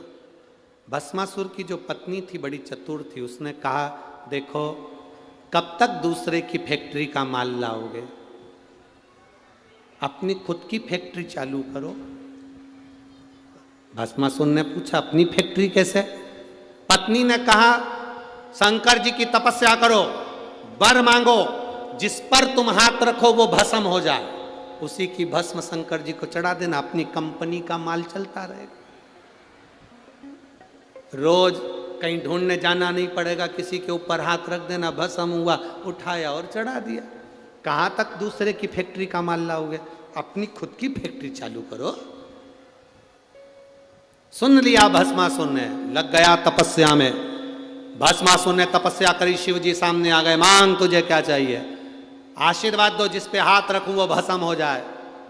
शंकर भगवान भी अड़भंगे थे, उनने कह दिया तथास्तु। खुश होकर भस्मासुर घर गया। खुश होकर जैसे ही भस्मासुर घर गया, पत्नी को देखकर आनंदित हो गया, मैं तुझे गले लगाना चाहता हूं। क्यों? तेरे कहने पर मैंने शंकर जी से वर मांग लिया, आज अपनी फैक्ट्री चालू हो गई, मैं तुझे गले लगाना चाहता हूं। पत्नी भाग गई पीछे। पत्नी को लगा फैक्ट्री की कंपनी का माल सबसे पहले मेरे ऊपर यूज कर रहे हो। पत्नी भागी। पति ने कहा कहां जा रही है? पत्नी के मैं अभी आ रही हूं। पति भाग। पत्नी भागती गई, भागती गई, भागती गई। पत्नी ने सोचा कब तक भागूंगी, कुछ अच्छा कर देती हूं। इतने में पत्नी ने अपने पति से कहा सुनो जी, वो भोलेनाथ हैं, शंकर जी हैं, अड़भंगे हैं, शंभू हैं, इतने सीधे हैं, जो मांगता है उसको दे देते हैं। कभी कभी उनका दिया आशीर्वाद भी लगता ही नहीं है, इसलिए प्रैक्टिकल करके देखो क्या उनने सही में आशीर्वाद दिया है। तो इतने में पति ने बोला तू मेरे पास में आ, मैं तेरे सिर पे हाथ रख के देखता। पत्नी बोले मेरे पे नहीं, जिसने दिया उससे पूछो। अब पत्नी गई, शंकर भगवान के पास में भस्मासुर गया, भोलेनाथ जी को याद किया, शंभो हर हर। शंकर भगवान आए, मांगो क्या चाहिए? उसने कहा बस तुम्हारे ऊपर हाथ रख के देखना है कि तुम भस्म होते हो कि नहीं होते। शंकर भगवान बोले बता, हमने कंपनी खोली और ये हम पे ही प्रैक्टिकल कर रहा है। शिव जी तो छोड़कर भागे। जो भोलेनाथ भागे, पीछे पीछे भस्मासुर, आगे आगे भोलेनाथ। नारायण भगवान के पास पहुंच गए। नारायण भगवान की धर्म पत्नी लक्ष्मी जी मिली। प्रभु क्या बात है, कहाँ भाग रहे हो? लक्ष्मी जी ने कहा कि क्या हुआ? शंकर भगवान बोले पीछे भस्मासुर आ रहा है, जिस पे हाथ रखता है वो भस्म हो जाता है। लक्ष्मी जी भी भग गई। भागते भागते महादेव पहुंच गए सीधे नारायण के पास में। नारायण ने पूछा क्या हो गया? भस्मासुर आ रहा है, जिस पे हाथ रखेगा वो भस्म, जिस पे हाथ रखे वो भस्म। अच्छा ठीक है, जिस पर हाथ रखेगा वो भस्म हो जाए। अब नारायण ने कहा चिंता मत करो, चिंता ना करो, चिंता ना करा जाए। भगवान विष्णु ने सुंदर स्त्री का रूप लिया, भस्मासुर के सामने जाकर खड़े हो गए। शादी के मन की बात आ गई भस्मासुर के। भगवान विष्णु ने कहा मैं जैसा नाचूं वैसा नाचोगे तो मैं तुमसे शादी करूं। नारायण ने हाथ करा ऊपर, भस्मासुर ने हाथ करा ऊपर। नारायण ने दोनों हाथ करे ऊपर, भस्मासुर ने दोनों हाथ करे ऊपर। नारायण ने अपने दोनों हाथ रखे सिर पर, भस्मासुर ने जो रखे सिर पर। हो गया। और महाराज अपने स्थान पर बैठकर बाबा से अपने मन की बात बड़े भाव के साथ आनंद से प्रार्थना करिए। देवाधिदेव महादेव से दिल से जहाँ जगह मिले वहाँ बैठकर भगवान देवाधिदेव महादेव से अपने मन की बात कहिए। जहाँ जगह मिल जाए वहाँ बैठकर भाव से कहिए। श्री शिवा नमस्तु, श्री शिवा नमस्तु, श्री शिवा नमस्तु, श्री शिवाय नमस्तुभ्यं श्री शिवाय नमस्तुभ्यं भोला सब दुख काटो ओ भोला सब दुख काटो शिव शंकर जपूं तेरी माला भोले बाबा जपूं तेरी माला भोला सब दुख काटो ओ भोला सब दुख काटो वैश है मंगल मंगलकारी वैश है मंगल मंगलकारी शमशान वासी हमारा शमशान वासी हमारा ओ भोला सब दुख काटो ओ भोला सब दुख काटो। उस ब्रह्मा जी के दरवाजे पर खड़ी हुई स्त्री को ब्रह्मा जी ने पास में बुलाकर कह दिया, नारी ए लंकनी दरवाजे पर रहने वाली द्वारपालनी, तूने शिव का अपमान करा है। मैं तुझे श्राप देता हूं, मृत्यु लोक में लंका अधिपति रावण जो राक्षस रहे उसके दरवाजे की तू द्वारपालनी बनेगी। उसने चरण पकड़ लिए ब्रह्मा जी के, क्षमा करो क्षमा करो। ब्रह्मा जी ने कहा तूने शिव का अपमान करा है। शंकर का अवतार, शिव का रुद्र अवतार 11वां श्री हनुमान जी प्रकट होंगे, बंदर का रूप रखकर आएंगे और वो आकर अपनी मुष्टिका से तेरे को स्पर्श करेंगे। जैसे ही स्पर्श करेंगे तू मुक्त हो जाएगी और वापिस इस संसार सागर मृत्यु लोक से मुक्त होकर ब्रह्म लोक।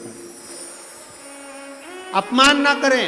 जो जीव शिव का अपमान कर देता है, शंकर की निंदा कर देता है, शंकर को अपशब्द कह देता है, वो एक ना एक दिन भटक जाता है, मार्ग विच्छिन्न हो जाता है। शिव निंदा से दूर रहे। अपने जीवन में, अपने इस जीवन के अंतर में, जीवन समय में प्रयास करना कोई अपशब्द आपके मुख से ना निकले, कोई अपशब्द, ऐसा कोई शब्द अपने जीवन में ना निकले जिससे किसी का हृदय दुखे, जिससे किसी के हृदय को ठेस पहुंचे, किसी को अपशब्द निकले, किसी को आड़ा टेढ़ा निकले। अपने जीवन में वो शब्द ना, ऐसा शब्द ना निकले। प्रयास करो। लंकनी बन गई हनुमान जी, शास्त्र कह रहा है हनुमान किसी स्त्री को कैसे छुए, वहां हनुमान नहीं छुए।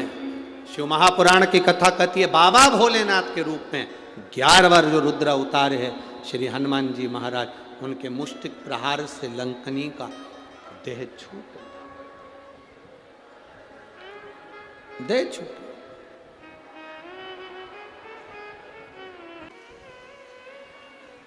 ऐसा कोई जन्म नहीं होता मनुष्य का जिस जन्म में मनुष्य के पति नहीं होता, पत्नी नहीं होती, बच्चे नहीं होते। जितने जन्म होंगे,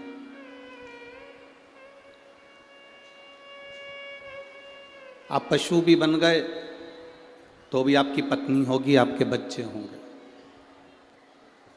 पशु बनने के बाद भी आप भोजन करेंगे, पानी पिएंगे।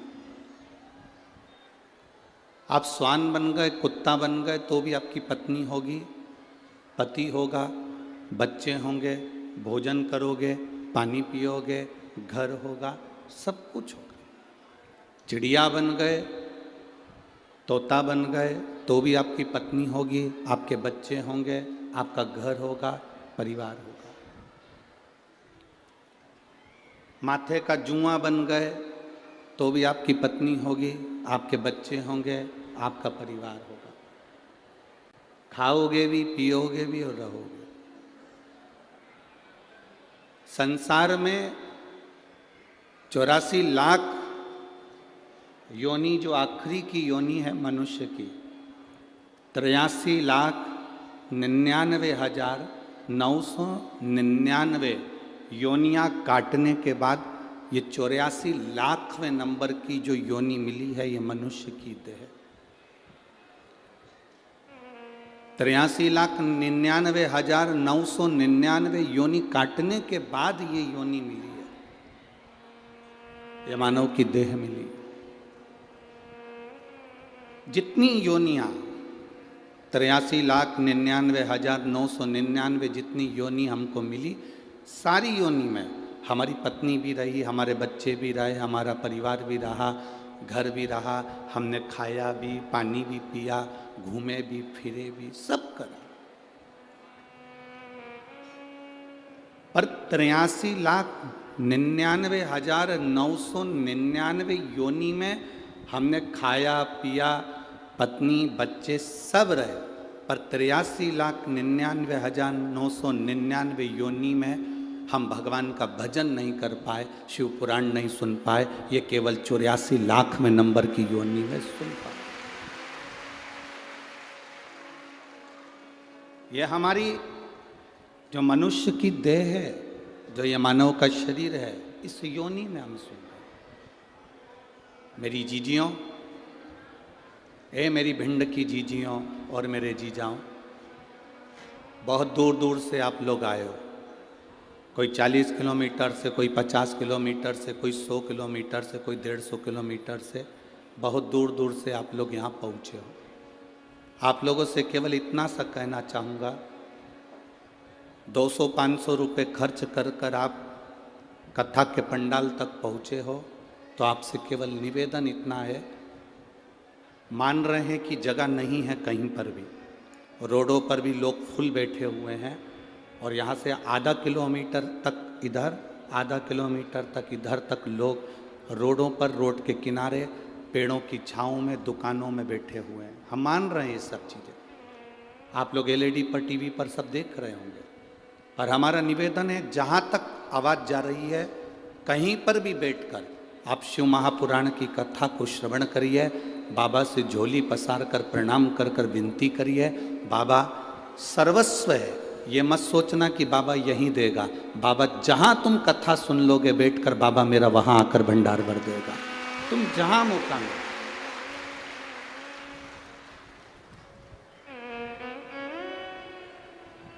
तुम्हारा जहाँ मन करे वहाँ बैठकर कथा सुनो और अपने जीवन को, बहुत 50 किलोमीटर 100 किलोमीटर दूर से आए हो, 100-500 रुपये 200 रुपये डीजल पेट्रोल खर्च कर कर गाड़ी का किराया लगा कर आए हो। हम तो 2.5 घंटा, आधा घंटा तो आशीष भैया बोल लेते हैं, 2.5 घंटा हम कथा बाज कर चले जाएंगे। पर हमारी तो विनती बाबा से इतनी सी है कि आप जो झोली लेकर आए हो, मेरा भोलेनाथ, मेरा ददरुआ सरकार आपकी झोली भर कर दे। दिल से सुनो, पड़ोसन अगर बोले भी तो उसको सिर पे पल्लू रखकर उसके पाँव पढ़ लो कि तू 3 घंटे के बाद बोल लेना, 4 बजे के बाद खूब बोल, पर अभी मौन रहकर कथा का लाभ लीजिए। बड़ी मुश्किल से मिली है भिंड जिले को कथा, वो तो सरकार पूज्य गुरु जी का कोई हनुमान जी से प्रार्थना करी होगी, और हनुमान जी महाराज की कृपा से ये कथा ददरुआ धाम तक पहुंची है, तो ये कुछ बाबा की कृपा है। 2024, 2025, 2026, 2027 तक कथाओं की बुकिंग है। कथाएं लाइन से हैं, वो तो कोई खाली होती है तो किसी ना किसी को मिल जाती है, किसी ना किसी रूप में बाबा करा लेते। तो ये तो सरकार की कृपा, महाराज जी की अपने चंबल क्षेत्रवासियों के प्रति जो प्रेम है, वो प्रेम यहाँ झलक रहा है, जो ये कथा ददरुआ क्षेत्र में हो रही है, ये शिव कृपा।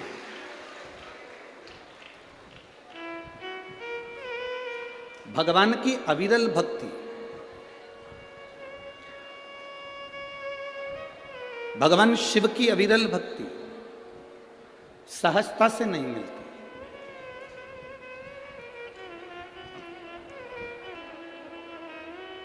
शिव महापुराण की कथा कहती है, मेरा माइक वाले भैयाओं से निवेदन है, जो खोया पाया केंद्र पर माइक चला रहे हैं उनसे हाथ जोड़कर निवेदन करते हैं कि कथा चलते समय पर कथा पूरी विराम ना हो तब तक आप खोया पाया केंद्र से कोई संबोधन ना करें।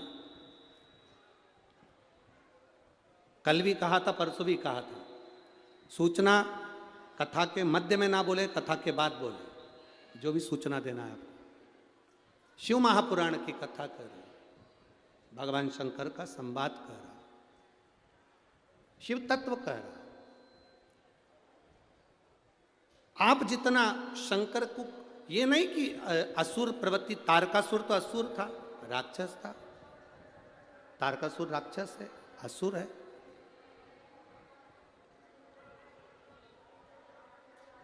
भगवान श्री गणेश जी महाराज रिद्धि सिद्धि को लेकर पधार रहे हैं, उनका मंगल विवाह हो रहा है।